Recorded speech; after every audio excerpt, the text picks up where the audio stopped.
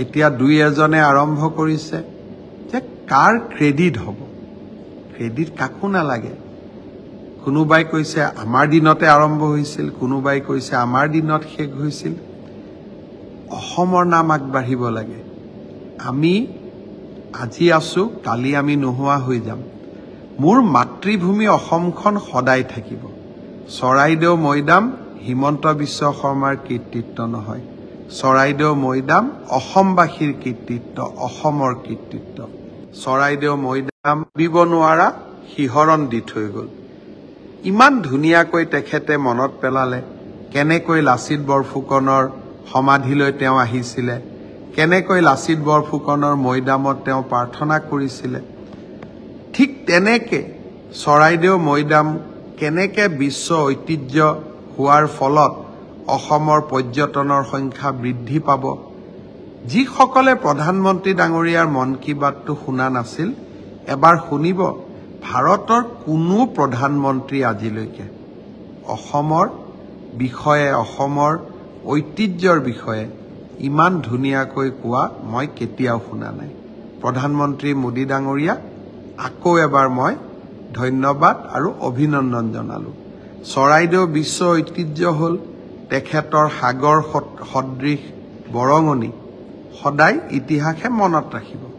কিন্তু তাতকৈ ডাঙৰ কথা, চৰাইদেউৰ বিষয়ে মন কী বাতত ইমান ধুনীয়াকৈ কৈ গ'ল, সি আমাৰ মনবোৰ ক'ৰবাত যেন মোদী ডাঙৰীয়াই আকৌ এবাৰ জিকি থৈ গ'ল। মৈদাম হ'ল, এতিয়া দুই এজনে আৰম্ভ কৰিছে যে কাৰ ক্ৰেডিট হ'ব। ক্ৰেডিট কাকো নালাগে। কোনোবাই কৈছে আমাৰ দিনতে আৰম্ভ হৈছিল, কোনোবাই কৈছে আমাৰ দিনত শেষ হৈছিল। অসমৰ নাম আগবাঢ়িব লাগে। আমি আজি আছো, কালি আমি নোহোৱা হৈ যাম। মোৰ মাতৃভূমি অসমখন সদায় থাকিব। চৰাইদেউ মৈদাম হিমন্ত বিশ্ব শৰ্মাৰ কৃতিত্ব নহয়। চৰাইদেউ মৈদাম অসমবাসীৰ কৃতিত্ব, অসমৰ কৃতিত্ব। অসমত কিছুমান মানুহ আছে, কিবা এটা ভাল কাম হ'লে কৃতিত্ব কাক দিম তাক লৈ এটা নতুন বুৰঞ্জী আৰম্ভ কৰে।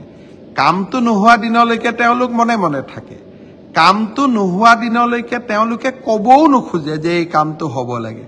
কিন্তু কামটো হোৱাৰ পিছত ক্ৰেডিট কোনে পাব তাৰ কাৰণে এটা তেওঁলোকে ডাঙৰ মহাভাৰত আৰম্ভ কৰে।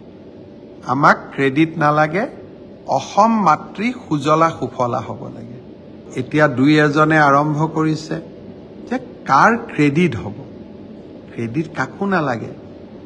কোনোবাই কৈছে আমাৰ দিনতে আৰম্ভ হৈছিল, কোনোবাই কৈছে আমাৰ দিনত শেষ হৈছিল। অসমৰ নাম আগবাঢ়িব লাগে। আমি আজি আছো, কালি আমি নোহোৱা হৈ যাম। মোৰ মাতৃভূমি অসমখন সদায় থাকিব। চৰাইদেউ মৈদাম হিমন্ত বিশ্ব শৰ্মাৰ কৃতিত্ব নহয়। চৰাইদেউ মৈদাম অসমবাসীৰ কৃতিত্ব, অসমৰ কৃতিত্ব।